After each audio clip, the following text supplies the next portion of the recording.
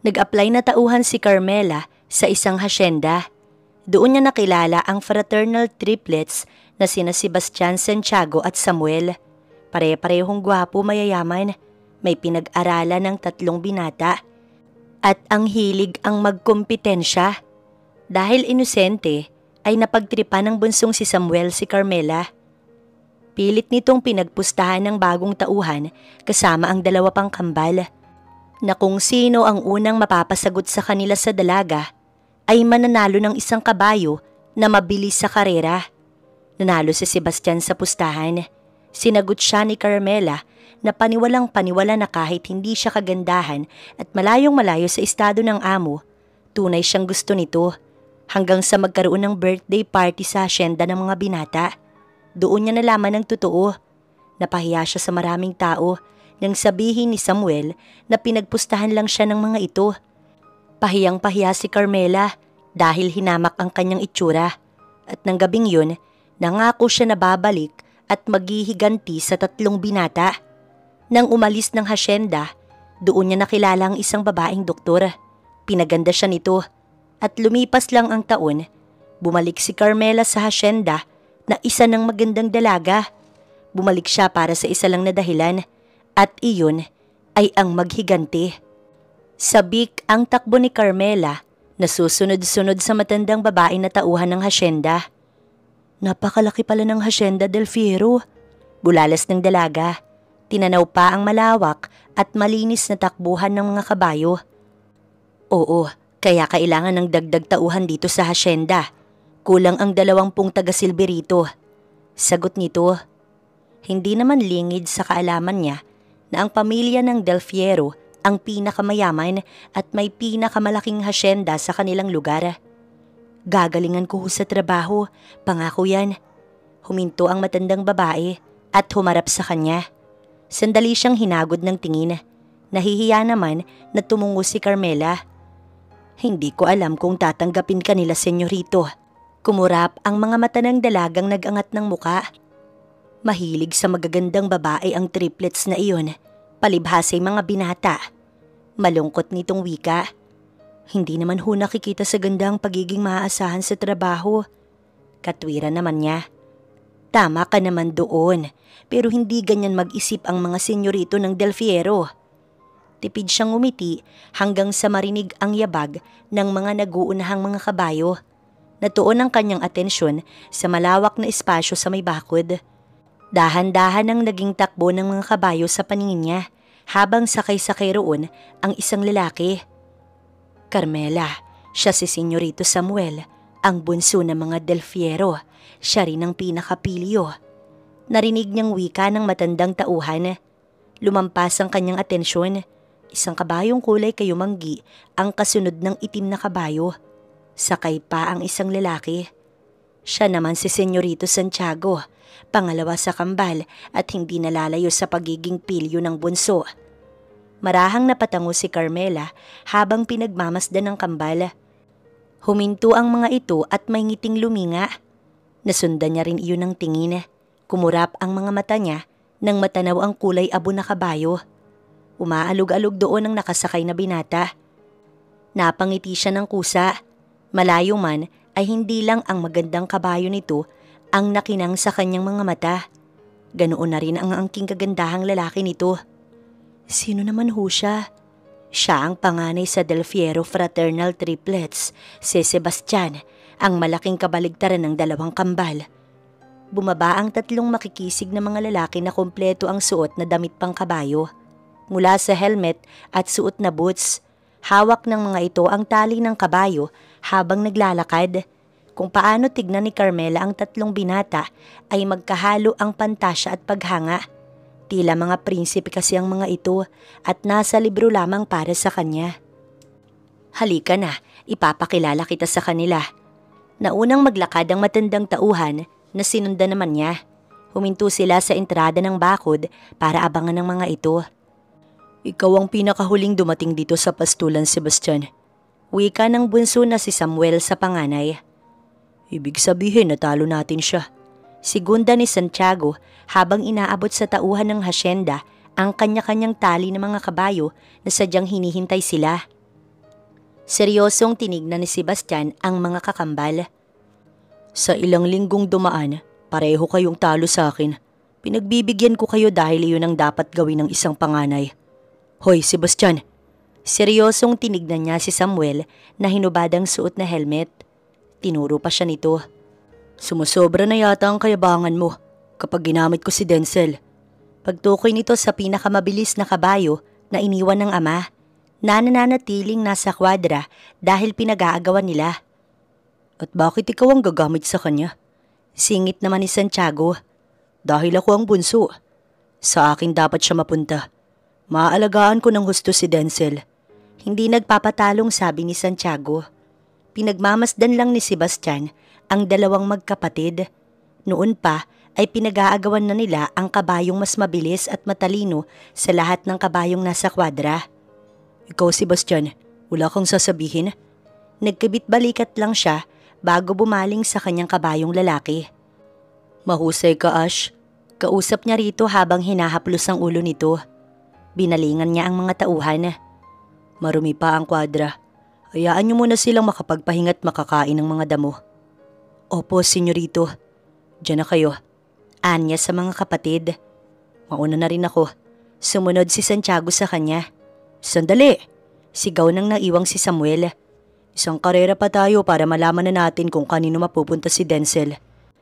Bilisan mo, Carmela. Nagmamadali ang bawat hakbang ng dalaga para salubungin ng triplets bago pa ang mga ito makapasok ng mansyon. Huminto ang mga paa ng matanda kaya napapreno na rin siya habang nakayuko. Magandang umaga mga senyorito. Sabay-sabay na luminga ang tatlong binata. Nag-aarko ang mga kilay ni na Samuel at Santiago habang si Sebastian na natiling seryoso ang muka. Manang Rosana, bati ng bunso. Ano hong meron? Alangan ang imahe ng matandang kasambahay. May kailangan kayo, Manang? Seryosong tanong naman ni Sebastian. Pakibilisan, Manang. Sayang ang oras. Dagdag ni Santiago. Pasensya na ho mga senyorito. Ipapakilala ko lang ho sana ang bagong nag-a-apply na tauhan sa inyo. Sabay-sabay na tumango ang triplets. Heto ho si Carmela. Carmela? Ang ganda ng pangalan niya. Siguradong maganda rin yan. Sabik na saad ni Samuel. Humalukip-kip lang si Sebastian. Kaswal na naghintay. Hinawakan ng matanda sa kamay ang dalaga bago inilapit sa tatlong binata. Magandang umaga ho mga senyorito. Nakayukong bati niya.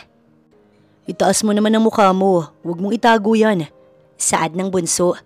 Napalunok si Carmela habang nakatingin lang sa suot na boots ng mga among kaharap. Pasensya na ho kayo mga senyorito. Mahiyain ho kasi siya. Singit naman ng matanda. Tanggap naman na ho siya, hindi ba? Kung ayos na ho sa inyo, pwede nang magsimula sa trabaho si Carmela. At mga hawakan ng matanda ang kamay niya nang pigilan ni Samuel. Sandali lang, Manang. Dapat makita muna namin ang mukha niya. Sinilip nito ang nakayukong dalaga. Agad rin itong napaatras ng magulat. Nagtatakang napatingin naman ng dalawa pang kambal nito. Kumurap ang mga mata ni Sebastian nang makita ang mukha ng bagong tauhan. Napakalayo ng pangalan niya sa itsura niya. Nadismaya ang anyo ni Samuel. Bagay siya sa kwadra. Sang-ayon naman ni Santiago. Naging asiwa ang pagitan ng magkakaharap. Tanggapin niyo na ho ako sa trabaho dahil kailangan ko to. Pangako, magiging masipag ako. Desididong wika ni Carmela na yukong-yuko. Paglinisin siya ng kwadra. Agad na tumaas ang mukha niya nang marinig yun. Napatitig siya sa panganay na si Sebastian. Maraming salamat ho. Natigilan siya nang basta na lamang itong umalis. Sumunod dito si Santiago. Napatingin siya kay Samuel na parang natatakot na maglakad. Oo, may pagkakahawig ang mga ito pero naiiba sa isa't isa. Bakit basta ka pumayag na tanggapin ang bagong tauhan na yun, Sebastian? Tanong ni Samuel. Ito na ang huling umupo sa silya sa magarang dining area ng mansyon. Kailangan ba pasok sa pamantayan mo kahit tagalinis lang ng kwadra? Nakangising usisa ni Santiago. Sebastian, tawag pansin ni Samuel sa walang kibong kapatid. Kaswal na huminto ito sa pagkain. Kapag talaga hindi maganda ang babae, hindi kayo nag-aaksaya ng oras para pag-usapan. Nakanguso at padabog na kumain ng bunso. Samantala nakangiti si Carmela habang naglilinis ng kwadra. Ito na ang tubig. Napasigaw ang isang matandang lalaki nang itaas ng dalaga ang muka. Nginitian niya ito. Kalma lang ho, masasanay rin kayo sa akin. Kinuha niya ang bitbit nitong timba, laman ng damo. Pasensya ka na iha, ikaw ba yung bagong pasok na tauhan? Oho, ako ho si Carmela. Inutusan ho akong maglinis dito. Ako naman si Juanico, tagapag-alaga ni Ash. Maliit siyang napakunot noo. Ash? Hindi ho ba triplets lang ang Del Fiero? May kapatid pa ho ba sila? Natawa si Juanico. Ang tinutukoy ko ay ang kabayo ni Senyorito Sebastian, si Ash. At oo, may kapatid pa sila, Senyorito. Panganay na babae na isang doktora. Kaya lang ay nasa Amerika. Dugtong pa ng matandang lalaki. Tumangutango naman si Carmela. Sige na, ipagpatuloy mo na yung paglilinis. Oho, Mang Juanico. Napangiti ang matanda nang makita ang porsigidong paglilinis ng bagong tauhan. Senyorito Sebastian, bati ni Juanico nang makasalubong ang panganay sa triplets. Nakakunot noong sinulyapan nito ang mga kabayo. Bakit nasa labas pa sila? Nililinis pa ho ang kwadra pero patapos na rin ho. Magaling at mabilis kumilos ang bagong tauhan na nakuha ninyo. Gusto niyo ho bang makita? Tumango naman si Sebastian. Sinulyapan niya ang malaking kwadra na nasa tapat. Naglakad ang binata sa direksyon na iyon at napukaw ang atensyon niya sa tinig ng babaeng humihimig. Nabitin ang pagbuhos ng tubig ni Carmela nang makita sa tapat ng isang kulungan ang isa sa triplets na amo. Senyorito? Nakita niyang nakatitig ito sa mukha niya kaya agad niyang iniyuko ang ulo. Bilisan mo dyan. Kailangan makapasok ang mga kabayo sa kwadra sa tamang oras. Oho, nanatili siyang nakatungo. Nang marinig na makalabas ito, doon niya lang itinaas ang ulo. Carmela? Mang Juanico? Lumabas siya mula roon. Malinis na ba riyan? Oho, dadalhin ko na ang mga kabayo rito. Tulungan ko na ho kayo. Sumunod siya sa matanda. Naabutan niya ito sa labas na inaalis ang pagkakatali ng mga kabayo. Huwag ka munang masyadong lumapit, hindi ka pa nila kilala. Babala ni Juanico. Sino ho ang pinakamabait sa kanila? Nakangiti niyang tanong ng pagmasdan ng iba't ibang kulay ng mga kabayo. Si Ash, ang kabayo ni Senyorito Sebastian. Napatango naman siya. Pinanood niya ang matanda na may hawak na tali. Napatitig siya sa abuhing kulay ng kabayo. Mang Juanico, pwede ko po ba siyang hawakan? Huminto ang matanda bago tumingin kay Carmela. Basta mag-ingat ka. Oho, sabik niyang sagot. Humakbang at itinaas ang kamay. Napapikit ang kabayo na may maamong itsura ng haplusin niya ang ulo. Tama nga si Mang Juanico, mabait ka. Natigilan si Carmela kasabay ng paglaki ng mga mata. Dahil ang katabi nitong kabayo na kulay kayumanggi ay itinaas ang mga paa kasabay ng paghalinghing. Napaupo siya ng pati ang katabi nitong kabayo ay humalinghing din. Pilit na kumakawala ang mga ito sa tali na hawak ng matanda. Hindi naman alam ni Juanico ang gagawin. Carmela, takbo! Utos nito sa katarantahan. Kahit nang hihina, mabilis siyang tumayo at kumaripas ng takbo. Tulong! Sabay-sabay na napahinto sina Sebastian, Santiago at Samuel. Naroon ang mga ito sa labas. Nanliliit ang mga mata ng triplets nang matanaw ang dalagang tauhan na tumatakbo sa gitna ng malawak na pastulan. Tignan niyo siya. Siniko ng tuwang-tuwang si Samuel si Sebastian.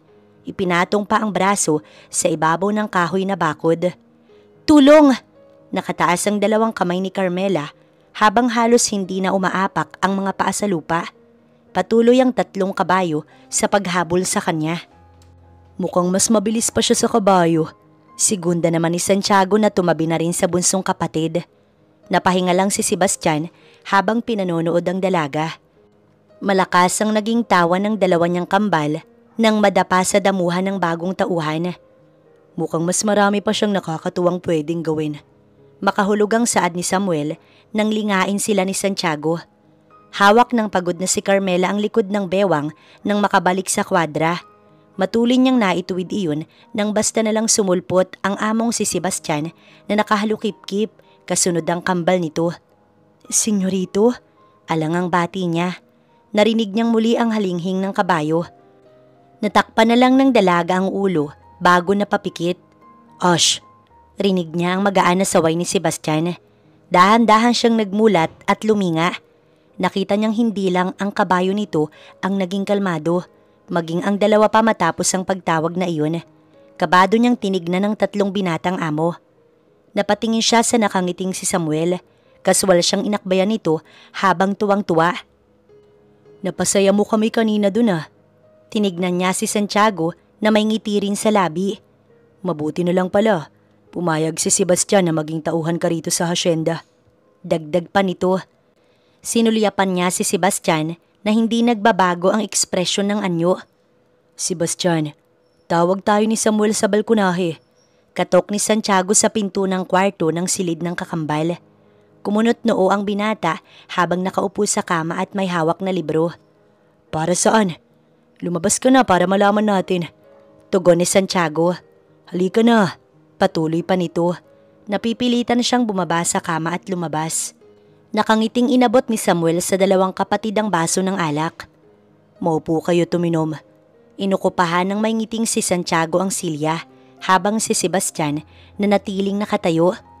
"Sabihin mo na, ano ba yun?" Seryosong tanong niya. "Ito naman, hindi makapaghintay. Siguradong kalukuhan na naman to." "Sandali." Hirit ng bunso. Si Santiago naman ang pumigil sa kanyang umalis. "Sabihin mo na kasi kung anong gusto mong sabihin." Untag ng pangalawa kay Samuel. "Ganito kasi yun." Dumukwang si Samuel habang may mahinang boses. "Hindi ba matagal na nating pare-parehong gusto ang kabayo ni Papa na si Denzel?" Linya-linya naman ang noo ni Sebastian habang nakikinig dito. "May naisip na akong paraan para maging patas kung sino ang makakakuha sa kanya." "Paano?" Putol ni Santiago. "Si Carmela." Mas lalong luminya ang noo ni Sebastian. "Anong ibig mong sabihin dyan?" "Liligawan natin siya at kung sino ang pipiliin niya, sa kanya mapupunta si Denzel." Nagmamalaki pa nitong pahayag. "Paano si Carmela?" Tanong ng pangalawa sa kambal. "Eh di malalaman niyang pinagpustahan lang natin siya." Kaswal na sagot ni Samuel. "Ano, payag ba kayo?" "Hindi ko yan naaatrasan." Kaswal na tugon ni Santiago. Tumingala ito sa panganay na kapatid na naiiling na umalis. Nagkamay naman ang kambal na naiwan. Nagmamadali si Carmela patungo sa kwadra. Hindi pa man siya nakakalapit doon, bumagal ang takbo niya. "Senyorito Samuel?" Natanong niya nang makita ang among nakasandal sa bakod habang may hawak na gumamela. "Carmela, magandang umaga." Bahagya niyang iniyuko ang ulo. "May ipag-uutos ho ba kayo?" "Oo." Marahan niyang itinaas ang mukha niya. "Ano ho yun?" "Kunin mo ang bulaklak na to." Inabot nito ang hawak sa kanya. "Ho?" "Para sa'yo." Ngumiti si Samuel. Inilagay sa kamay niya ang gumamela. "Huwag ka munang magtrabaho sa kwadra. Ipapasyal kita sa buong hasyenda." Napatingin siya sa kamay nitong nakalahad sa kanya. Nakarating sila sa taniman ng mga bulaklak, sakay ang golf cart. Kung todo alalay pa sa kanyang amo na mas lalo niyang ipinagtaka. "Ano ho bang nangyayari sa inyo?" "Bakit?" Natatawang tanong nito nang humarap sa kanya. "Bakit niyo ho ako binigyan ng bulaklak at dinala rito?" Napaatras siya nang humakbang si Samuel. Inilapit pa ang mukha sa kanya. "Ano bang ibig sabihin kapag binigyan ng lalaki ng bulaklak ang isang babae?" Nakangiti siya nitong iginiya. "Malawak ang taniman ng mga bulaklak. Umpisahan na nating maglakad." Marahang nagmulat ng mga mata si Carmela. Sa pagbangon niya, nahawakan niya ang mga binting nananakit. Nilingan niya ang lantang gumamela sa katabing maliit na mesa at inalala ang nangyari kahapon. Kasama niya si Samuel na namasyal sa taniman ng bulaklak at puro matatamis ang halos lahat ng lumalabas sa bibig nito. Pinilig niya ang ulo. Mahilig sa kalukuhan ng amo niyang yun, kaya siguro siya ang pinag-aaksiyahan ng oras. Lumabas siya sa tinutuluyan na silid ng mga tauhan para magtungo sa kwadra. "Kamusta kayo?" Tanong niya sa mga kabayo habang pinapakain ng damo ang mga ito. hanggang sa gumaan ang bitbit niyang timba. "Senyorito Santiago?" Nakangiti itong humarap sa kanya. "Tulungan na kita, Carmela." "Ho?" Ibinaba nito ang timba. Naglakad para pakainin ang iba pang kabayo. Nagtataka niya itong sinundan. "Ako na ho ang bahala sa kanila, senyorito." Sa muling paghakbang, dumulas ang mga paa niya sa basang sahig. Otomatikong nahagip naman ni Santiago ang bewang ng dalaga nang humarap. Kukurap-kurap na tiningala ni Carmela ang binatang amo. "Pwede ko bang sabihin na nagustuhan na kita noong unang beses pa lang kitang nakita, Carmela?"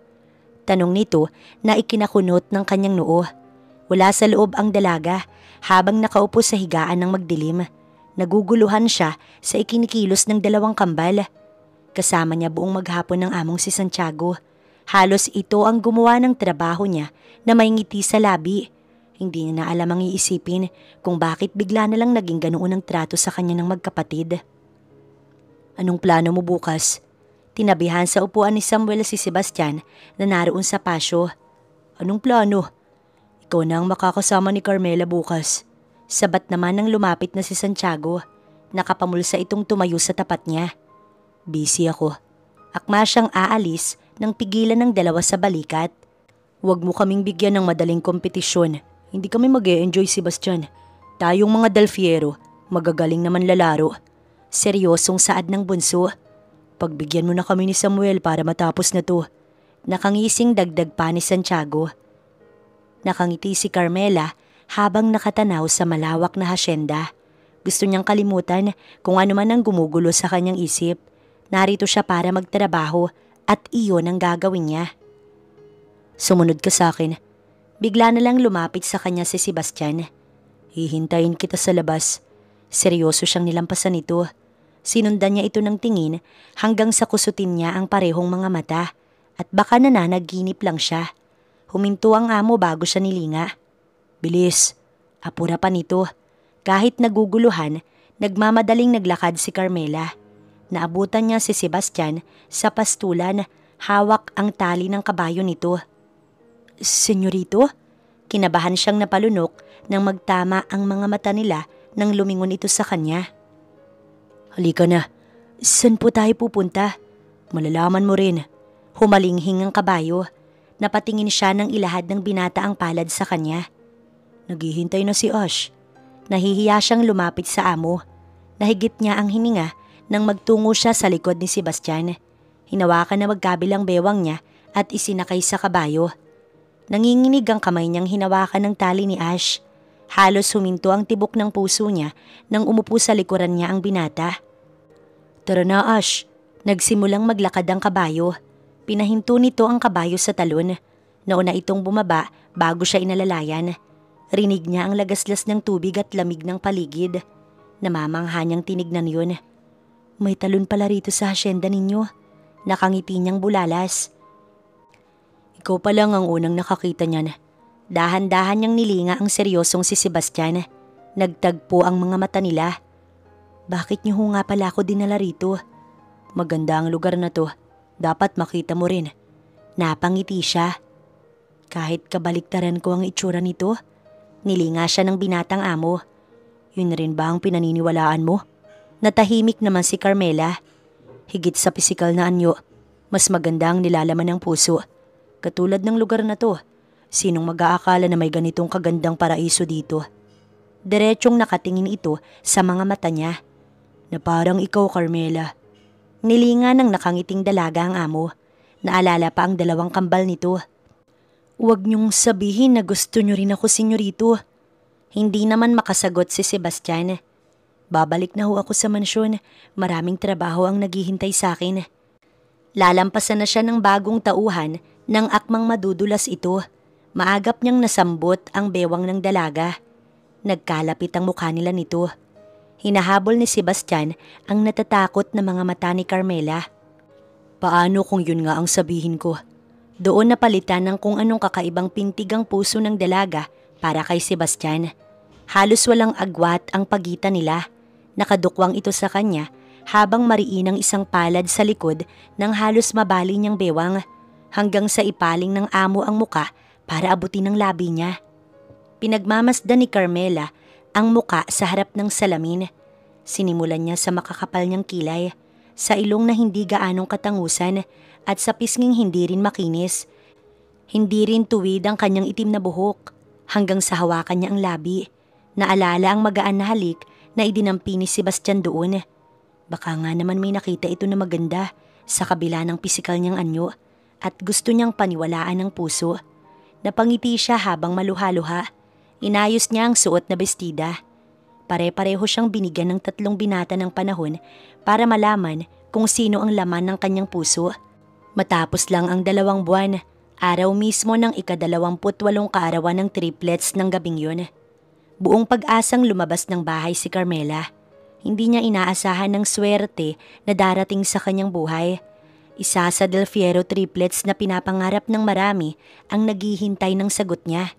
Huminto ang mga paa ni Carmela nang makita sa malawak na hardin ang napakagandang ayos ng buong lugar. Nagkalat ang mga ilaw sa paligid habang may tumutugtog na orkestra. Sabik na naglakad ang dalaga. Napahinto nang matanaw ang triplets sa gitna ng kasiyahan na lalong nangibabaw ang karisma sa mga suot nito. Mga senyorito, nakapagdesisyon na ako. Nagbaling siya sa binata. Senyorito Sebastian, ikaw ang gusto ko. Diretsyong patuloy niya. Napatingin ang 2 kambal sa lalaking hindi niya mabasa ang emosyon sa anyo. Kinamayan ito ng nakangiting si Samuel. Binabati kita, Sebastian. Ang ibig sabihin lang niyan, ikaw ang nanalo ng kabayo. Dagdag ni Santiago na nakapagpawala ng emosyon sa mukha ng dalaga. Nagtatawanan ng 2 habang nakaharap sa panganay na kambal. Pahiram ako kay Denzel Sambit pa ni Samuel. Ako rin, singit ni Santiago. Oo na, salitan tayo. Mahusay ka talaga kahit sa anong bagay, Sebastian. Puri pa ni Santiago. Tumulo ang luha ni Carmela nang mapagtanto ang lahat. Isang kabayo lang ang kapalit ng paglalaro niyo sa damdamin ko? Tanong niya. Sabay-sabay siyang nilingon ng mga binata. Tama, at si Denzel ang nakataya sa larong to. Kaswal na tugon ni Samuel. Mas nangibabaw ang pagkamuhi sa kanya kaysa sa sakit sa narinig. Ngayon, may mapupuntahan na ang kabayo na iniwan ni Papa. At ikaw ang sumagot nun, Carmela. Si Santiago naman ang nagsalita. Naikuyom niya ang mga nanginginig niyang mga kamay. Hanggang sa may lumapit sa 3 binata na mga babaeng posturang-postura. Isa-isa ang mga itong umangkla sa triplets. Doon niya nakita ang malaking pagkakaiba niya sa mga ito. Sino siya? Walang ideyang tanong ng isa kay Sebastian. Hinagod pa siya ng tingin mula ulo hanggang paa. May luha niyang tinuon ng mga mata sa tahimik na si Sebastian. Hindi totoo lahat ng sinabi mo. Nagsimula siyang pagtinginan ng mga bisita habang umuugong ang bulungan. Lahat ng yun, parte rin ng walang kwentang plano niyo. Patuloy niya pa. Sumeryoso ang anyo ni na Samuel at Santiago. Hindi siya nakarinig ng sagot mula kay Sebastian. Sapat na para tuluyan siyang madismaya. Galit niyang pinalis ang luha. Hindi iyon karapat-dapat para sa mga ito, sa mga walang pusong mga Del Fierro. Isang ngiti ang ginawa ni Carmela. Seryosong itinuon niya ang mga mata sa mga taong pinaglaruan ng kanyang damdamin. Isa-isa niya itong tuwid na tinitigan bago huminto sa mga mata ni Sebastian. Bilog ang mundo at umiikot. Hindi laging kayo ang nasa itaas at sasambahin. At sinisigurado ko sa muling pag-ikot ng mundo natin, ako na ang nasa itaas at kayo na ang sasamba sa akin. Siguradong pangako niya bago tumalikod. Marahang nagmulat si Sebastian. Napakunot noo siya dahil naririnig niya ang tumatakbong kabayo. Sinulyapan niya ang orasan. Mabilis siyang bumangon at bumaba ng kama. Natigilan pa siya nang sa pagbukas ng pinto ay kabubukas lang din ni na Samuel at Santiago sa kaharap ng mga kwarto. Kung nandito kayo, sino ang nakasakay sa kabayo? Tanong niya sa mga bagong gising na kambal. Nagkibit balikat lang ang mga ito. Sabay-sabay silang lumabas ng bahay. Huminto ang mga paa ng triplets nang matanaw ang isang babaeng nakasakay sa kabayong si Denzel. Nililipad-lipad ang kulay tsokolate at maalon-alon itong buhok habang kurbang-kurba ang maliit na bewang sa suot na pangabayo. Gisingin niyo ko. Nananaginip pa yata ako. Totoo ba tong parang anghel na nakikita ko? Nagtulala si Samuel habang walang kakurap-kurap ang mga mata na nakatanaw sa malayo. Pati ba sa panaginip magkasama pa rin tayo? Nilingan ni Santiago si Samuel na kaparehong namamangha sa babae. Bumilog ang butas ng ilong ni Sebastian. Sino siya para sakyan si Denzel nang walang paalam? Mabilis siyang naglakad para salubungin ng estranghera. Nakita niya ang pagngiti ng babae. Denzel, wika ng estranghera. Bumagal naman ang takbo ng kabayo. Huminto pa nang halos gahibla ang layo sa binatang salubong na salubong ang kilay na nakatayo. Sandaling nagtagpo ang tingin ng dalawa at tila pamilyar kay Sebastian ang mga ito. Sino ka? Sandali, hindi ganyan ang tamang pakikipag-usap sa kanya. Mahinang saway ni Samuel sa panganay. At bakit hindi kayo umakto na isang maginoo? Segunda naman ni Santiago. Inabot ang kamay sa estranghera para alalayan itong bumaba mula sa kabayo. Nakapamewang na sinulyapan ni Sebastian ang dalawang kamay ni Santiago na nakakapit sa magkabilang bewang ng babae. Salamat, nakangiting sambit ni Carmela sa isa sa triplets. Kanina pa nga ako rito, naikot ko na ang buong hasyenda. Naabala ko ba kayo? Ngumiti siya ng napakatamis. Hindi naman kami tulog kaya ayos lang. Kaila agad ni Samuel.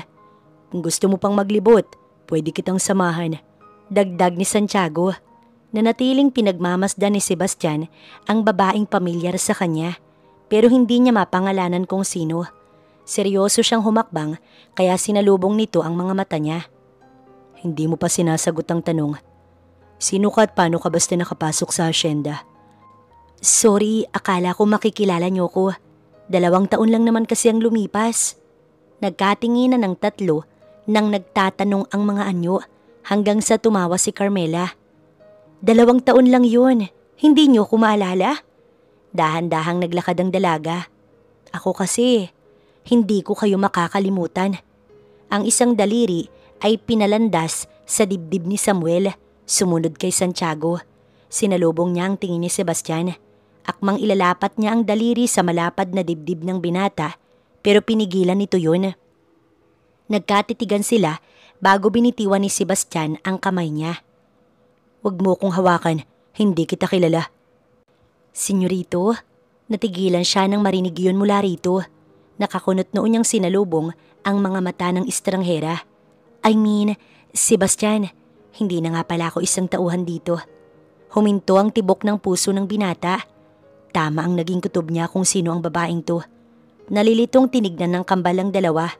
Sandali, tauhan? Takang tanong ni Samuel. Nagtrabaho ka na rito? Dagdag pa nito. Paanong hindi ka namin nakita? Patuloy pa ni Santiago. Nagtungo sa harapan nila ang babaeng nakangiti. Kung kayo nakalimutan ako, hindi ko kayo nagawang kalimutan. Iba ang kasiyahan ni Carmela ngayon pa lamang na nakikita niyang nilalamon ng kuryosidad ang tatlong binata. Mabuti pa si Denzel, naalala ko. Hinaplos niya sandali ang kabayo na hindi nagbago ang pakikitungo sa kanya. Siguro, kung makakapagsalita lang itong si Denzel, sinabi niya na kung sino ko. Tumalim ang mga mata niya sandali bago may magandang ngiti na bumaling muli sa Del Fierro triplets.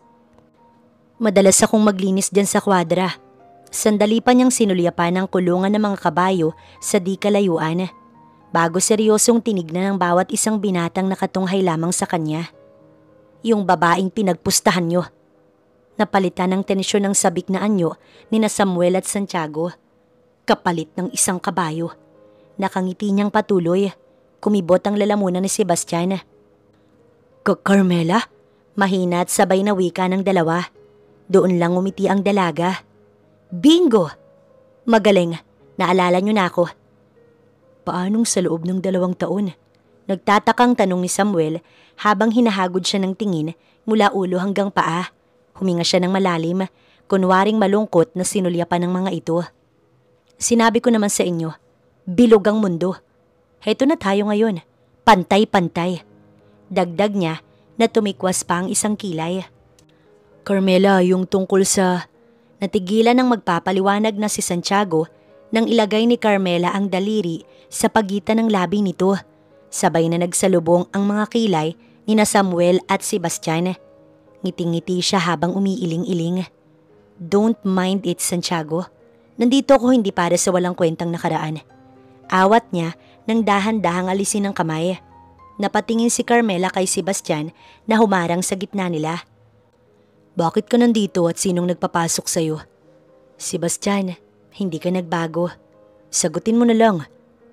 Sebastian, pigil naman ni Samuel sa likuran nito. It's okay. Formal niyang binalingan ng atensyon ng tatlo matapos ang lihim na pag-ikot ng mga mata. Hindi niyo sinasagot ang overseas call ng ate ninyo, si Doktora Celine Del Fiero. Anong tungkol sa kanya? Agap na tanong ni Sebastian. Naging magkaibigan kami. Nasa Amerika siya. Paano kayo naging magkaibigan? Napaseryoso si Carmela. Niloloko mo ba kami? Kung patapusin mo muna kaya si Carmela, Sebastian, sabat ni Samuel. Hindi natin maiintindihan ang paliwanag niya kung hindi mo siya hayaang magsalita. Dagdag na inis na si Santiago. Isang masamang tingin ang binaling ni Sebastian sa kambal na ikinangiti ni Carmela. Noong umalis ako rito, nagkaroon ako ng pagkakataon na magtrabaho sa ibang bansa. Sa 2 taon ko ron, nakilala ko ang ate ninyo. Ngayon pinadala niya ako rito para sa isang trabaho. Iyon ay ang siguruhin na naaalagaan niyo ang Hacienda Del Fiero. Mahaba niyang paliwanag. Ibig sabihin magtatagal ka rito? Tanong ni Samuel. Yes, I will. At siguradong magiging masaya ang pananatili ko rito. Anyway, kanina pa ipinasok ang gamit ko sa loob ng mansyon. I'll get change. Kita na lang tayo mamaya. Ngumiti siya ng matamis at naglakad paalis. Mabilis din naglaho ang ngiti ng dalaga at naging matapang ang mga mata. Carmela, nilingan niya si Samuel sa dining table matapos bumaba ng hagdan. Halika, mag-dinner tayo. Ngiti-ngiti nitong alok. Lumapit naman siya. Naabutan niya roon ang kaswal na kumakain na si Sebastian na nakaupo sa gitnang silya. Dito ka. Napatingin siya kay Samuel na otomatikong tumayo nang iniusod ang isang silya sa tabi nito. Sinulyapan niya si Santiago. Malagkit itong tiningnan. Agad itong tumindig mula sa kabilang silya. Dito ka maupo, Carmela. Otomatikong nagkatinginan ng kambal. Nauna ko na siyang inalok. Bakit yan mo pa siya gustong paupuin? Inis na tanong ng bunso sa kakambal. Pwede siyang pumili kung saan niya gustong tumabi. Katwiran ni Santiago. Hayaan mo na siya rito. Hindi na naituloy ni Samuel ang sasabihin nang hampasin ni Sebastian ng mesa. Halos maalog ang lahat ng nasa ibabaw. Nasa harap tayo ng pagkain. Hindi ba pwedeng maupo na lang kayo't kumain? Seryosong tanong nito habang nagiigtingan ng mga panga. Lihim ang ngiti ni Carmela bago nagsalita na may bahid kunwari ng pag-aalala. Oo nga naman, Samuel at Santiago. Kumalma nga kayo. Hahanap na lang ako ng ibang silya, okay? Lumapit siya sa bakanting silya. Pinanonood naman ng 2 kambalang dalaga. Can I sit here next to you, Sebastian? Maarteng tanong niya. Seryosong tiningala siya nito. Kitang-kita niya sa mga mata ng binata ang galit na ikinatuwa ng loob niya. Hindi pwede. Magkasabay na sagot ni Samuel at Santiago na nagkatinginan pa. Naituon nila ang atensyon sa dalawa. Hayaan niyo na siyang maupo. Kaya naman pala, Sebastian. Putol ni Samuel sa kakambal. Katulad ka pa rin ng dati. Makahulugang sambit naman ang nakangising si Santiago.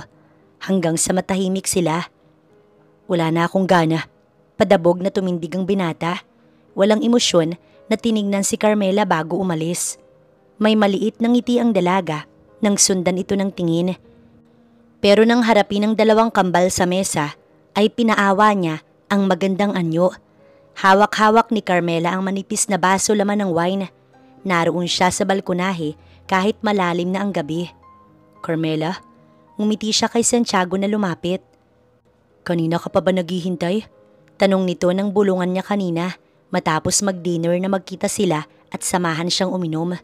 Bahagya siyang umiling, ipinatong sa malapit na mesa ang baso. Ikaw, hindi ba kita naistorbo? Siyempre hindi. Akmang lalapit si Santiago nang dumating si Samuel na sinadya niya ring papuntahin. Anong ginagawa mo rito? Takang tanong nito sa kambal. Nagtataka kunwaring pinanonood ni Carmela ang dalawa. Ikaw, anong ginagawa mo rito?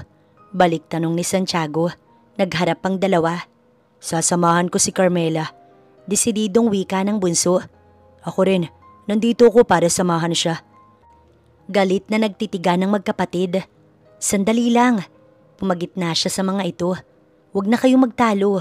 Gusto ko lang nang makakausap para gumaan ang loob ko. Kunwari siyang nagpunas ng luha kahit wala naman. Umalis ka na, Samuel. Bakit hindi ikaw ang umalis, Santiago? Nang hakilitin ni Samuel ang kwelyo ng kakambal, ay nagpanggap siyang bahagyang natumba. Agad naman siyang inalalayan ni Santiago bago hinarap ang kakambal. Nakita mo na? Muntik ka nang makasakit. Bata ka palang mag-isip, Samuel. Ikaw naman pabida ka. Kunwari lang mabuti pero ang totoo masama ka rin, Santiago. Sino ba sa atin ang nakaisip na gamitin si Carmela para sa pustahan ng kabayo? Dahan-dahang tiningala ni Carmela ang magkapatid. Naging parte ka rin naman noon, hindi ba? Inundayan agad ni Samuel ng suntok si Santiago na napadpad sa ibabaw ng mesa. Napatakip ng bibig si Carmela nang mahulog at mabasag ang bote ng alak na naroon. Dahan-dahan niya ring ibinaba ang kamay niya. Tumigil na kayo, Samuel, Sebastian. Mahinahon niyang awat sa magkambal sa halip na magtititili. Patuloy ang mga ito sa pisikalan. Siya naman ay kaswal na tumalikod at nakangiting naglakad. Hinawi niya ang buhok matapos kumatok sa nakapinid na pinto ng kwarto ng lalaking pinakamumuhian niya sa tatlo. Dahil nasa pangalawang palapag ito ng bahay ay hindi rinig ang ingay mula sa balkonahe. Bakit? Rinig niya ang irita nitong boses sa sunod-sunod niyang katok. Nang magbukas ang pinto, umakto siyang nahihilo. Otomatikong dumantay siya sa dibdib ng binata habang hawak ang noo. Pasensya na, medyo umiikot ang paligid ko. Nanatiling nasa ere ang mga kamay ni Sebastian. Hindi niya magawang hawakan ng babaeng nakadaiti sa kanya na amoy alak, akmang mahuhulog ang ulo nito nang alertong sapuhin niya. Ramdam ng nakapikit at nakangiting si Carmela ang halos hindi humihingang binata. Bakit ka kasi uminom? Kung hindi mo naman pala kaya. Rinig niya pang bulong nito. Pigil niya ang paglawak ng ngiti nang buhatin siya na tila bagong kasal ni Sebastian. Oo, mailap at masungit ang binata. Pero kahit anong gawin itong pagbabalat kayo, kapareho pa rin ito ng dalawang kakambal, mga marurupok at madaling mapaikot. Dahan-dahang inihiga ni Sebastian ang buhat na dalaga sa sariling kama. Tinabingan ito ng kumot at hindi rin napigilan ng sarili na pakatitigan ito. Napakalaki ng pinagbago ng imahe nito. 2 taon lang ang nakalipas pero tila iba na itong tao. Napakalayo sa inosente at laging nakayukong dalaga. Pero may isa siyang sigurado na hindi nagbago. Yun ay ang mga mata ni Carmela kung saan nababasa niya ang totoong nararamdaman nito. Kinuha lang ni Sebastian ng libro at lumabas na ng kwarto. Marahan namang nagmulat ng mga mata si Carmela. Seryoso niyang pinagmasdan ng kisame. Nagsisimula pa lang ako, Sebastian. The worst is yet to come. Pigil-pigil niya ang nakabiting mga luha dahil ipinangako niya noon sa sarili. Nang makalabas ng asyenda matapos malaman ng katotohanan na pinaglaruan lamang siya ng mga ito, wala nang tutulong luha mula sa kanya para sa 3 binata. Ang triplets na Del Fiero ang mapupunta sa kanyang pwesto ngayong pumabor na ang ikot ng mundo sa kanya. Samuel, Santiago, pigil-pigil ni Sebastian ang mga kakambal na nagsusuntukan. Hingal na hingal ang mga ito nang magharap. Ano bang problema ninyong dalawa? Pinunasan ni Santiago ang sulok ng nagdugong labi bago sila iniwan ng matalim na tingin ng bunso. Samuel, pagod na naglakad ito palayo. Isang marahas na paghinga ang pinakawala ni Sebastian. Kinaumagahan, seryosong naghihintay ang binata sa mesa. Umupo kayo. Seryosong utos niya sa mga kapatid na dumating. Nagkatinginan pa sina Santiago at Samuel. Bilis na. Mariin pa niyang wika. Tumalima naman ang dalawa. Anong nangyari sa inyo kagabi? Pababa ng hagdan si Carmela nang matanaw ang 3 binata sa mahabang mesa. Napangisi siya bago naglakad palapit doon. Sebastian, pilit niyang pinaliit ang boses nang tawagin ito habang malamlam ang mga mata. Sabay-sabay naman luminga ang mga ito sa kanya. Bakit ako nagising sa kwarto mo? Patay mali siyang tanong niya. Nagkatinginan ng 3. Ano bang nangyari? Magkatabi ba tayong natulog? Sunod-sunod na tanong ng dalaga. Magkapanood na tumayo sina Santiago at Samuel. Magkasama kayong natulog kagabi? Bulalas ni Samuel nang tignan ng panganay.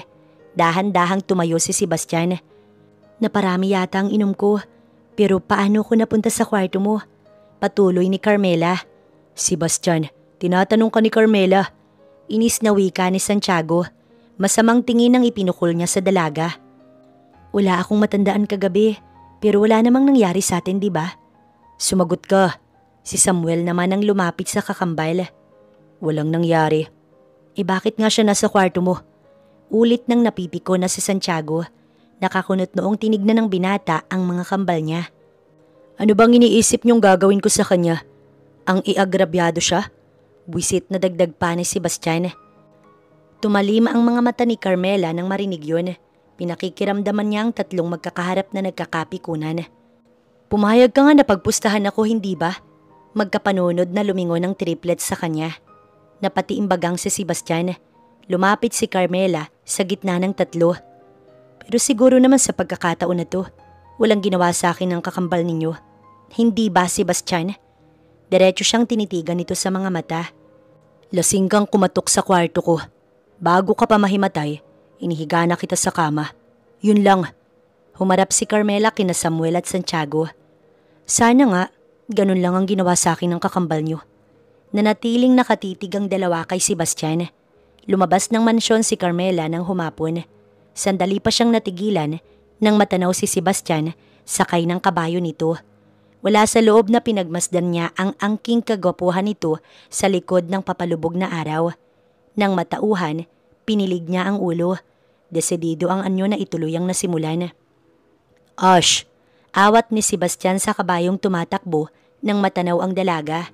Seryosong pinanood ni Carmela ang binatang kabababa lamang ng kabayo nito. Akma siyang lalampasan ni Sebastian nang magsalita siya. Nakalimutan kong magpasalamat sa iyo. Pasensya ka na rin kung nag-isip ako ng kung ano. Naiintindihan mo naman siguro na mahirap kayong pagkatiwalaan. Simula niya, kapiraso pa siyang umiti. Kung wala ka palang tiwala, bakit ka pumayag na bumalik dito sa Hacienda del Fierro? Naging seryoso naman si Carmela. Lumapit ang binata sa kanya. Pinagkakatitigan siya sa mga mata na ikinakabog ng kanyang puso. O baka naman may iba kang plano. Kinabig pa nito ang bewang niya palapit. Tama ba ako? Patuloy ni Sebastian habang walang espasyo ang mukha sa kanya. Kahit kinakabahan ay pilit siyang umiti. Ito naman ang nag-arko ang mga kilay nang gawin niyang maging kaakit-akit ang anyo. Pinalandas niya ang hintuturo sa makantong mukha ng binata. Paano kung ang plano ko ay ang paibigin kayong mga Del Fierro? Inihinto niya ang tingin sa mga mata nito. Isa kayata sa mahuhulog sa akin. Pinagmasdan niya ang buong mukha ng kaharap na tila napipi. Sa tingin ko, oo ang sagot mo, Sebastian. Ramdam ng binata ang dumausdos na palad ni Carmela. Bago pa man tumapat iyon sa kanyang puso na mabilis ang pintig, pinigilan niya na ang kamay nito. Napangiti si Carmela habang magkahinang ang mga mata nila ni Sebastian. Kitang-kita niya ang mataas na tahip ng dibdib nito. Relax, Sebastian. Nagbibiro lang naman ako. Bakit ba palagi kang seryoso? Kaswal niyang saad nang lumayo sa binata. Carmela! Tawag ng masayang si Samuel nang lumapit sa kanila. Seryosong tinignan ni Sebastian ang kamay ng dalaga na umangkla sa braso ng bunsong kambal bago siya sinulyapan. Kanina pa kita hinihintay, Samuel. Sambit ni Carmela habang kay Sebastian ang tingin. Halika na. Iginiya siya nito maglakad. Naibilog ni Sebastian ang kamao ng tumalikod. Hindi niya na sinubukang sundan ang tingin ng dalawa at baka hilahin niya lamang ang kamay ni Carmela pabalik sa kanya. Natigilan si Santiago nang makasalubong sina Samuel at Carmela. Saan kayo pupunta? Seryoso nitong tanong. Hindi mo na yun kailangang malaman. Sagot ng bunso.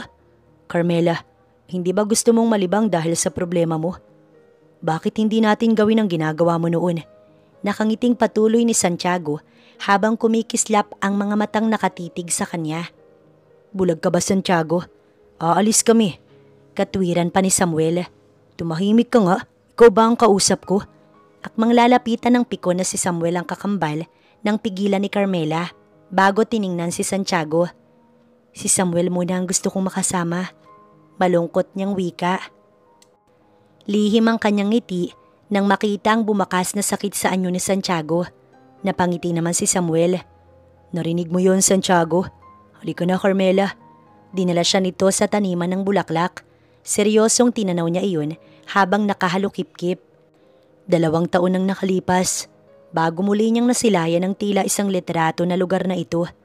Hinawakan ni Samuel ang 2 kamay niya at hinarap.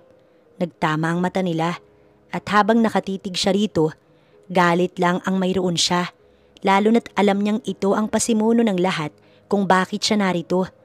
Ngayon sigurado siyang magandang-maganda siya sa mga mata ng binata at iyon ang gagamitin niya para mapasunod ito. Naalala mo yung bulaklak na binigay mo sa akin noon? Tanong ni Carmela. Oo naman, gusto mo ba? Oo naman, Samuel, basta galing sa'yo. Pinaganda niya ang mga mata. Nakangising pinanood niya ang binatang halos magkandara pa na nagtungo sa halaman ng gumamela. Akma na itong pipitas nang magsalita siya. Gusto ko yung pulang-pula. Itinuro niya ang bulaklak na nasa pinakamataas. Walang problema, Carmela. Kahit hirap, ngumiti pa rin si Samuel. Tingnan mo nga naman. Nagpapakahirap ang isang delfiero para lamang sa isang gumamela. Mahinang kausap niya sa sarili. Tila nawala ang bilib nito sa sarili nang mawalan ng balanse. Napangisi naman siya, pero nang lumingon si Samuel na may nahihiyang ngiti, kunwari siyang tumawa. Heto na, Carmela. Abot ni Samuel ng bulaklak sa kanya. Seryosong tiningnan niya ang pawis at namumulang mukha ng binata. Salamat dito, Samuel. Ako dapat ang magpasalamat, Carmela, dahil kasama kita ngayon. Tinitigan niya lamang ito. Kala ko hanggang ngayon, si Sebastian pa rin ang gusto mo. Pero sa nakikita ko, mukhang alinsamin ni Santiago ang nakakuha ng atensyon mo. Mahabang pahayag ni Samuel na kinuha pa ang 2 kamay niya. Carmela, sabihin mo lang na gusto mo ko. Ipaglalaban kita sa kahit na sino. Porsigidong dagdag nito. Kahit sa mga kakambal mo? Seryosong tanong niya. Sandali itong nag-isip pero tumango rin. Bumitaw siya sa pagkakahawak ni Samuel. Ang totoo niyan, naguguluhan ako sa nararamdaman ko ngayon. Malungkot niyang rason. Carmela, kinausap ako ni Santiago kagabi at nagtapat din siya ng damdamin para sa akin. Muling kinuha nito ang mga kamay niya. Pasensya na pero kailangan ko ring malaman ang nararamdaman ko para kay Santiago. Bumitaw siya rito at tumalikod. Sandaling huminto si Carmela nang makalayo sa taniman ng bulaklak. Sinuliapan niya ang hawak na gumamela bago iyon binitiwan. Gamit ang suot na boots, gigil niya iyong tinapakan habang pigil ang mga luha. Ngayon mararanasan mo kung paano mabigo at masaktan, Samuel. Nang inangat niya ang muka, doon niya natanaw ang palabas sa kwadra na si Santiago. Huminga siya ng malalim bago marahang naglakad. Carmela! Agad siyang naalalayan ni Santiago nang sadyang babanggain niya ito. Ayos ka lang? Tanong nito habang hawak siya sa magkabilaang braso. Dahan-dahang itinaas ni Carmela ang muka. Nakita naman ni Santiago ang lungkot sa kanya. Halika. Nang igiya siya ng binata maglakad, ay isang ngiti ang gumuhit sa kanyang labi. Natigilan siya nang pumasok sila sa kwadra. Bumalik sa kanya ang lahat ng alaala kung paano siya araw-araw na maglinis doon. Naging tunay ang lungkot na rumihistro sa kanyang anyo. Carmela, ayos ka lang ba? Ano bang ginawa sa'yo ni Samuel? Agad na bumalik ang dalaga sa katauhan. Lumingon siya kay Santiago. Wala naman. Nalulungkot lang ako na hindi niya matanggap na gusto ko ring malaman kung anong nararamdaman ko para sa'yo. Makasarili talaga ang Samuel na yan. Narinig niyang galit na wika nito na ikinangiti niya. Siya raw dapat ang piliin ko, kaya naguguluhan ako ngayon. Umakto si Carmela na problemado. Hinawakan siya sa kamay ni Santiago. Hindi mo kailangang mag-alala sa nararamdaman mo, Carmela. Sandali lang, pupuntahan ko si Samuel. Kakausapin ko siya. Nagmamadaling umalis si Santiago. Nang makalayo ito, doon lang umaliwalas ang anyo niya. Napangiti pa nang maalala ang parehong galit ng magkambal sa isa't isa. Kulang pa yan dahil ang gusto ko maramdaman nyo ang sakit na naramdaman ko sa taong akala ko naging totoo sa akin. Mahina niyang sabi. Sa paglingon ay natanaw ni Carmela ang palapit na si Sebastian sakay ang kabayo nito. Lumapit siya nang bumaba ang binata. Galing ka sa kakahuyan? Tanong niya pero hindi siya nito pinag-aksayahang tapunan ng tingin. Mga alis na si Sebastian nang pigilan siya ni Carmela. Seryosong sinulyapan niya ang palad nito sa kanyang braso. May problema kasi ako. Gusto ko makapag-isip-isip. Pwede mo ba akong samahan? Itinuon ni Sebastian ang atensyon sa bumabang kamay ng dalaga. Pinagdaupan nito ang kanilang mga palad. Muli niyang sinalubong ang mga mata nitong inaakit siya. Nawala ang emosyon sa mukha ni Carmela nang hawakan ng binata ang kamay niya bago pabalyang bumitaw sa kanya. Seryosong sinalubong niya ang tingin ni Sebastian. Mag-isa ka. Seryosong saad nito. Matamis ng ngiti naman ang isinukli niya. You can play, but you can't fake it, Sebastian. Tumikhim lamang ang panganay sa triplets bago ito tuluyang naglakad papasok sa mansyon. Itinuon ni Carmela ang tingin sa kwadra at nakita ang nakasungaw sa kulungan na si Denzel. Lumapit siya roon, inilabas ang kabayo. Sandaling hinaplos niya ang mukha nito. Hihiramin muna kita, bulong niya. Sakay ng kabayong si Denzel si Carmela papunta sa kakahuyan. Napakunot noo si Sebastian ng mapahinto.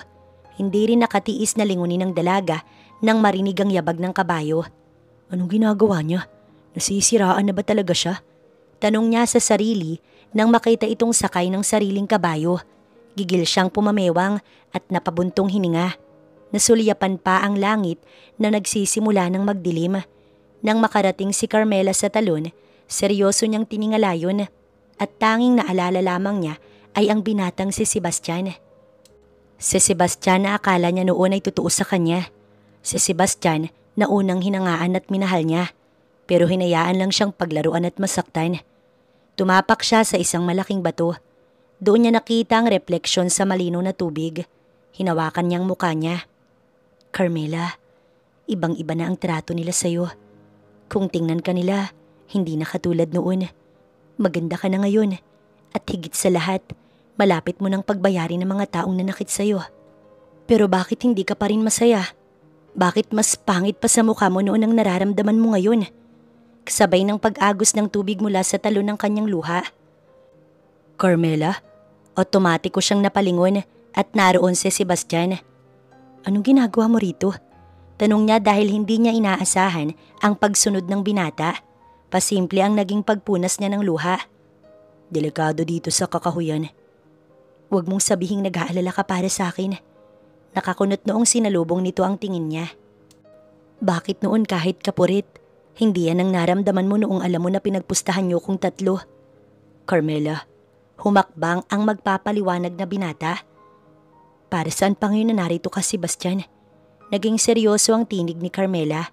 Malayong malayo sa tila naglalaro na dalaga na bumalik ng hasyenda. Wala nang dahilan para mag-alala ka pa dahil hindi ko na kailangan ng pag-aalala mo. Kaya ko ang sarili ko. Tatalikod sana ito nang dumulas ang paa sa bato. Carmela! Tawag ni Sebastian sa dalagang nahulog sa tubig. Walang pagdadalawang isip na tumalon para sagipin ito. Naramdaman na lang ni Carmela ang pagbuhat sa kanya ng kung sino mula sa malalim at malamig na tubig. Nang magmulat ay naroon ang nag-aalalang si Sebastian. Kabig-kabig ang bewang niya at ang mga binti. Maingat siya nitong iniupo sa bato. Hindi rin natiis ng binata ang dalaga na nilalamig habang hawak ng magkabilang braso. Ramdam ni Carmela ang marahan na pagyakap ni Sebastian mula sa kanyang likuran. Rinig niya ang mabigat na paghinga nito na nagpakaba sa kanya hanggang sa magsalita si Sebastian. Kung di ako sumunod, baka kung ano nang nangyari sa'yo. Mahinang wika nito sa kanyang tenga. Gustong tumayo ng dalaga pero para siyang napako sa ganoong pwesto. Nakakulong siya sa matigas na mga braso ng binata. Napangiti si Sebastian. Muntik ka na rin noon mahulog dito nang madulas ang paa mo. Pagpapaalala pa nito. Tiningala niya ito. Hindi ko na inaalala. Talaga? Nanatili ang ngiti ni Sebastian habang nakayuko at titig na titig sa kanya.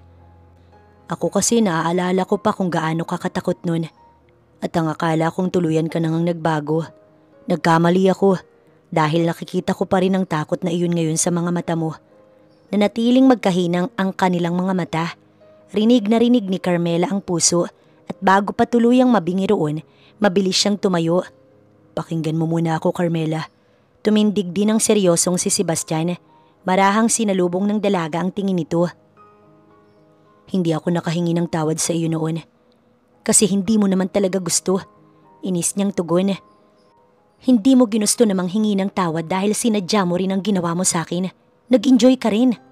Sa galit, nanggilid ang kanyang mga luha. Hinayaan mo ang mga kakambal mo na pagpustahan ako kapalit lang ng isang kabayo. Ganoon kaliit ang halaga ko sa inyo. Hindi totoo yan. Akmang lalapit si Sebastian sa kanya. Kung noon nabilog ninyo ang ulo ko, hindi na ngayon. Kahit anong sabihin mo, hindi na ako maniniwala sa iyo. Kahit sabihin kong nagsisisi ako sa ginawa ko, kumurap ang mga mata ni Carmela. Na sa 2 taon na nakalipas, walang araw na iniisip ko kung nasaan ka. Tuluyang bumagsak ang kanyang luha. Pinatatag niya na ang sarili pero hindi siya nakahanda sa sandaling to. Na sana nakahingi ako ng tawad sa iyo dahil isang malaking kalokohan ang ginawa namin. Hindi ka namin dapat sinaktan dahil... Napahinto pa si Sebastian habang puno ng sensiridad ang gwapong anyo. Dahil mabuti ang puso mo. Kahit huli na ang lahat, 2 taon man ang lumipas, umaasa ako na mahanap ang pagpapatawad dyan sa puso mo. Naniniwala akong nagbago man ang nakikita ng mga mata ko, pero hindi ang kalooban mo, Carmela.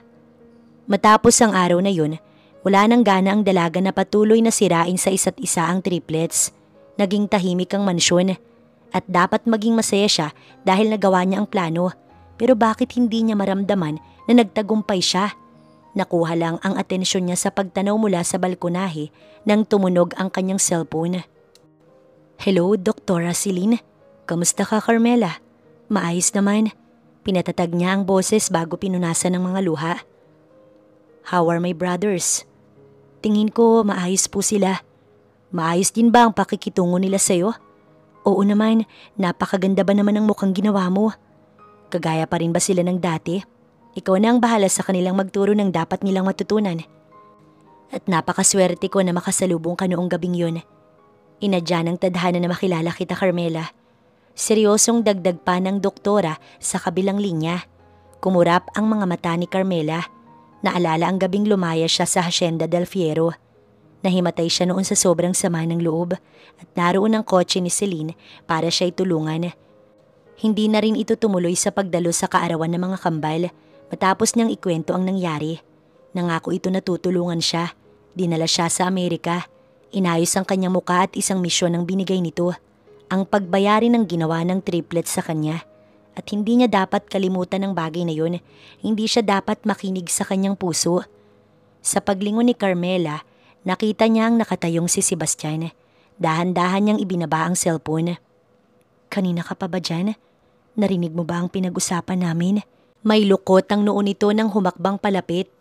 May dapat ba akong marinig? Nagmamadali niyang iniwas ang tingin. Inilagay ang 2 kamay sa likuran para itago ang hawak na cellphone. Wala.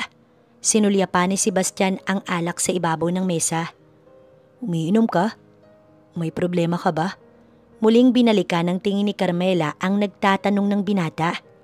Lahat ng tao may problema. Kinakabahan siyang tumingala nang huminto ito sa tapat niya. Baka makatulong ako. Ngisi ang nagawa niya. Paano mo ko matutulungan? Kung ikaw mismo ang problema ko. Anong ibig mong sabihin?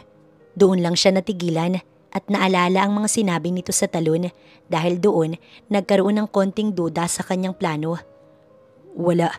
Tanging nasabi niya. Tumalikod at tinungga ang alak pero hinawakan ni Sebastian ang baso. Anong ginagawa mo? Tanong niya nang kunin ito iyon sa kanya at ilayo. Hindi ka dapat umiinom. At bakit, Sebastian? Magpapakalasing ka tapos pupunta ka ulit sa kwarto ko at paghihinalaan na may ginawa ko sa iyo. Pinakatitigan ito ni Carmela, tuwid sa mga mata nito. Sa pagkakakilala ko sa iyo, kayang-kaya mong gawin yun. Nagkakamali ka. Nahigit niya ang hininga nang hawakan ng binata ang mga kamay niya. Hindi niya alam kung bakit kumibot ang kanyang puso. Hindi kita kayang saktan. Nagsisisi ako na hindi kita nagawang protektahan. Sinasabi mo lang yan dahil hindi na ako yung dati mong nakilala. Pero kung ako pa rin ang Carmela 2 taon nang nakalipas, hindi mo to sasabihin sa harapan ko. Hinanap kita. Natigilan siya kasabay ng pagtulo ng luha. Alam ng Diyos na hinanap kita ng gabing yun, Carmela. Habang pinagmamasdan niya si Sebastian ay hindi niya rin maramdaman na nagsisinungaling ito sa kalooban. Hinanap kita para humingi ng tawad. 2 taon ako nagsisi at umasa na makita ka. Masuyong hinawakan nito ang kabilang pisngi niya. Para sabihin na totoo lahat ng sinabi ko sa talon, pati ang halik na yun, na hinanap kita noong nawala ka, na ako rin ang nasaktan sa nangyari. Kinuha ni Sebastian ang kamay niya, itinapat sa dibdib nito. Alam mo ang sinasabi ko, nararamdaman mo yun, Carmela. Noon pa man na hindi maganda ang tingin mo sa sarili mo. Walang patid ang kanyang mga luha. Ayaw ng isip niyang maniwala, pero habang nakatapat ang palad sa tapat ng puso ni Sebastian na mabilis ang pintig, naglalaho ang galit niya. Unti-unting dumadaus-dus pababa ang kanyang kamay. Maingat namang hinawakan siya nito sa magkabilang pisngi. Nagtagpo ang mga mata nila. Hinanap kita dahil ayaw kitang mawala. Natuon ang atensyon ni Sebastian sa labi ni Carmela. Dahan-dahan siyang lumapit para maiparamdam ang gusto niyang sabihin. Nang gabing umalis ito sa hasyenda ay hindi niya napigilan ang sarili. Sinundan at hinanap niya ito. Sa 2 taon na lumipas, naging miserable siya dahil hindi niya nagawang protektahan ang noon ay nagugustuhan ng dalaga. Napahinto ang lasing na si Santiago nang makita sa loob ng mansyon ang nakangising kakambal. Kanina pa kita hinahanap, sambit ni Samuel. Ako rin. Diretsong sagot ni Santiago. Sandali lang nagtitigan ng 2 binata na parehong masama ang loob sa isa't isa. Bago nagpisikalan ng magkapatid, nagkabasag-basag ang ilang gamit na nasasagi ng mga ito. Sakal-sakal ni Samuel si Santiago hanggang sa mapadpad na ang mga ito sa balkonahe. Nalingon ni na Carmela at Sebastian ng 2 na natigilan nang maabutan silang magkalapit ang muka. Nagtatanong ang anyo ng mga ito habang pinagmamasdan sila. Marahang binitiwan ni Sebastian ang hawak na pisngi ng dalaga. Matalim naman ang itinitig ng 2 sa panganay na kakambal. Halos magpatayan kaming 2 rito para kay Carmela. Tapos ikaw nariyan, Sebastian? Seryosong tanong ni Samuel. Wala kang ang ginawa para sa kanya. Sabat naman ni Santiago. Noon pa man magaling ka sa lahat ng bagay. Ikaw pa rin ba ang nagustuhan ng pangit? Tumahimik ka. Nagtitimping putol ni Sebastian kay Samuel. Ikaw ang tumahimik. Duro sa kanya ni Santiago. Akmang lalapit si Sebastian para pakalmahin at kausapin ng mga kapatid. Pero agad siyang sinugod ng suntok ni Santiago. Si Samuel naman ang magpalipad ng kamao nito. Natulo ang mga luha ni Carmela habang hindi makapaniwala sa nakikita. Hindi niya magawang matuwa habang nakikita ang magkakapatid na nagkakasakitan.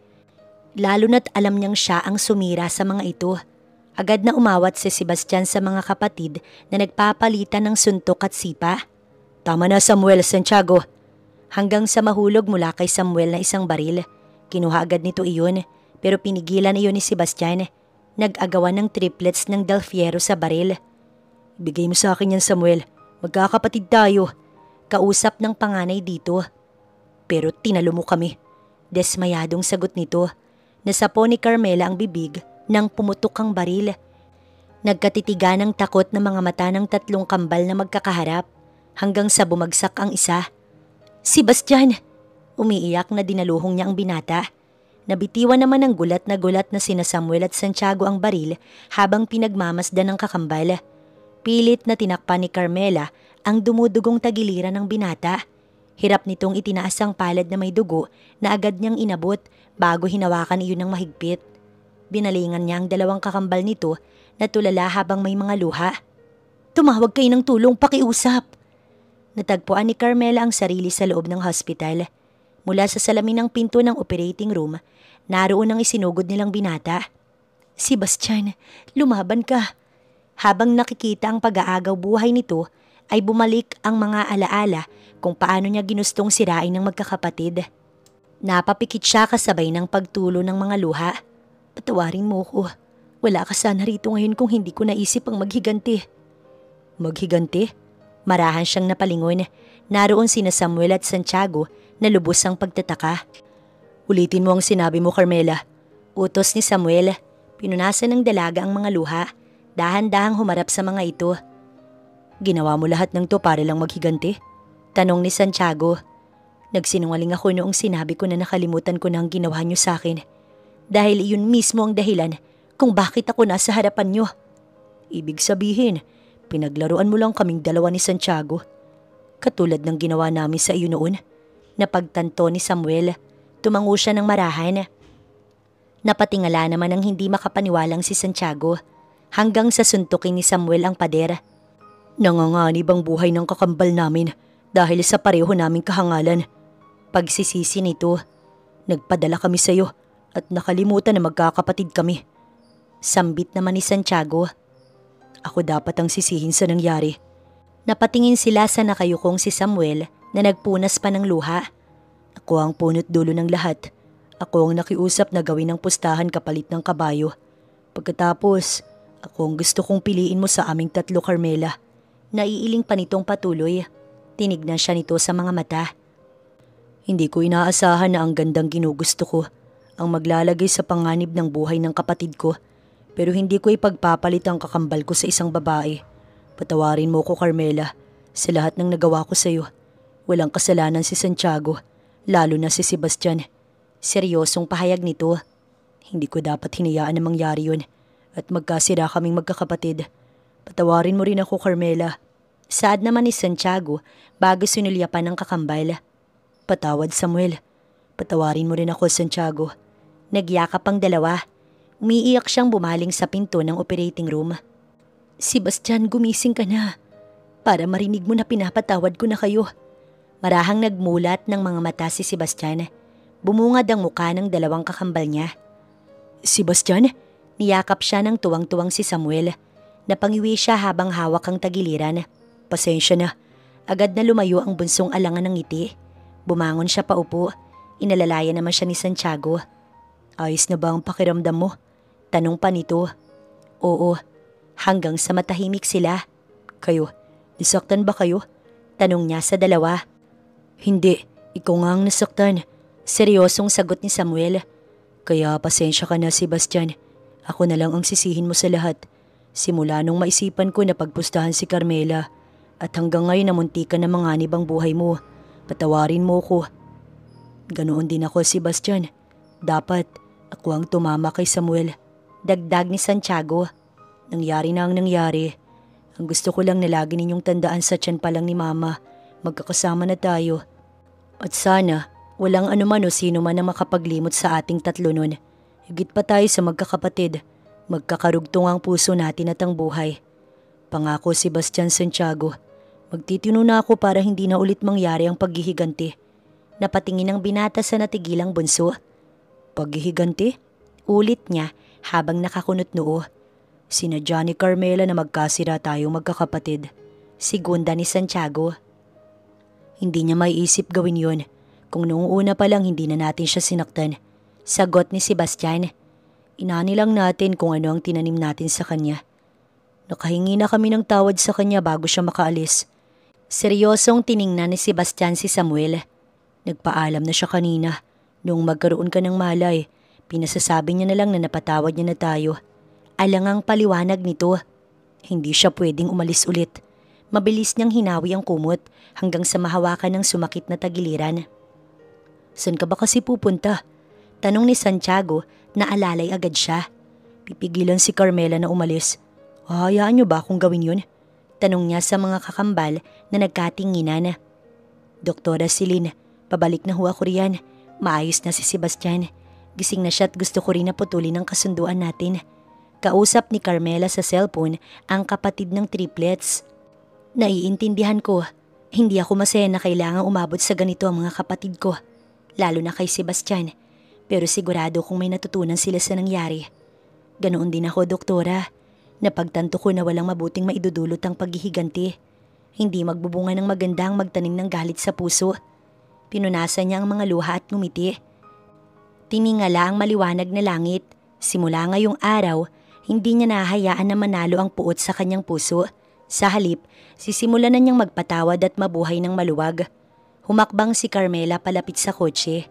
Nagmamadaling tumakbo si Santiago habang tulak-tulak naman ni Samuel ang wheelchair ni Sebastian. "Yun si Carmela," sambit ni Santiago. Agad na tumanaw doon si Sebastian. "Sandali, Carmela." Napahinto ang dalaga sa pagbukas ng pinto ng sasakyan. Dahan-dahan siyang lumingon.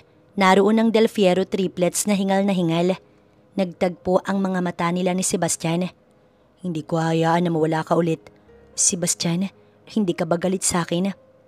Ako ang may kasalanan kung bakit kayo muntikan ng magpatayang magkakapatid. Dahil parte yun ng paghihiganti ko. Gusto kong maranasan ninyo ang sakit na dinanas ko noon. Kaya bakit nandito ka?" Umiiyak niyang tanong. "Katulad mo, gusto kong magpatawad." Kumurap ang mga mata ni Carmela habang pinagmamasdan si Sebastian na nagsusumamo. "Kung kami malaki ang kasalanan mo sa amin, ganun din kami sa'yo. Pero pinatawad mo kami. Kaya bakit ko ipagkakait sa iyo iyon, Carmela?" Lumapit si Sebastian, sakay ng wheelchair. Hinawakan ng palad ng umiiyak na dalaga. "Pwede ba tayong magsimula ulit ng may malinis na intensyon at may mabuting puso sa isa't isa?"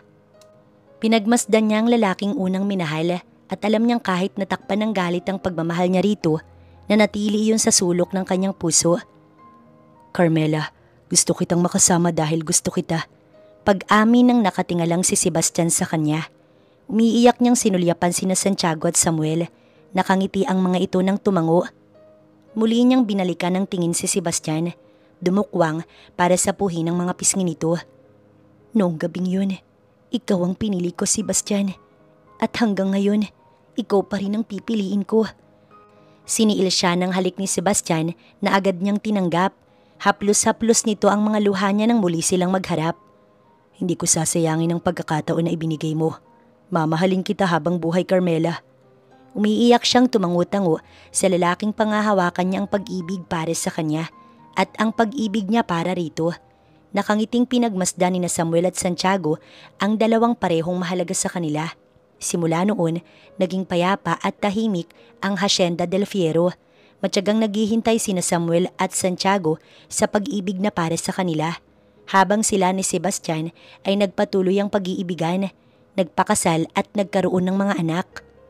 Napagtanto ni Carmela na ang galit ay hindi nagbubunga ng mabuti. Ganoon na rin ang paghihiganti. Nang magpatawad, doon niya natagpuan ang tunay na kagandahan, kapayapaan at pag-ibig sa kanyang puso na maituturing niyang totoong pagwawagi.